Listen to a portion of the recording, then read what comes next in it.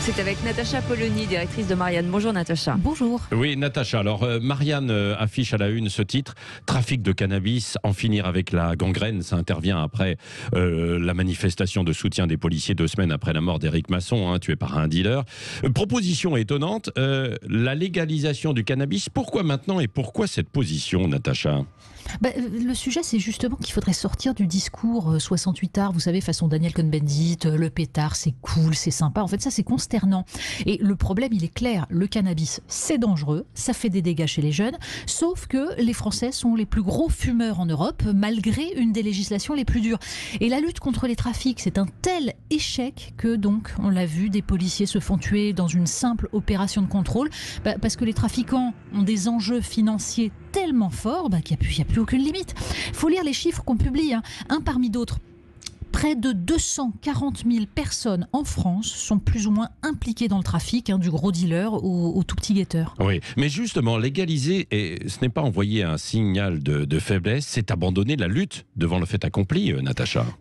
Alors, le premier point, c'est qu'il faut que tout le monde comprenne bien. Les Français ne sont pas forcément au fait des différences d'options possibles, dépénalisation, légalisation. Il y a beaucoup de gens qui confondent. Ça n'a rien à voir. La lâcheté, c'est de dépénaliser. Parce que dépénaliser, ça veut dire on ne punit plus le consommateur. Alors, bien sûr, ça soulage une partie des policiers parce qu'ils n'ont plus à courir après des gamins avec 2 pétards sur eux. Mais on ne touche pas au réseau. Les mafieux tiennent toujours les quartiers. Actuellement, le gouvernement expérimente l'amende forfaitaire de 200 € pour les consommateurs. C'est quasiment pareil que la dépénalisation, sauf que les policiers doivent dresser des amendes en plus, donc ils perdent leur temps.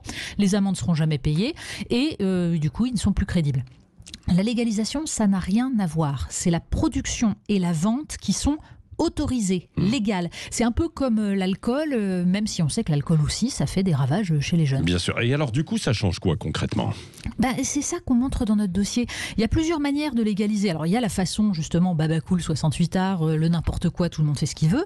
Mais si l'État a le monopole de la production et de la vente, comme pour le tabac autrefois, souvenez-vous, avec la CEITA, là, c'est autre chose. Vous dynamitez les trafics. Tout à coup, les dealers n'ont plus la main. Alors, évidemment, ça comporte de très nombreux risques. Ça pourrait provoquer une vraie explosion des banlieues, mais ça obligerait les politiques à sortir de l'hypocrisie. Depuis 30 ans, ils achètent la paix sociale en laissant s'installer les trafics, et les policiers, eux, ils servent de paillassons.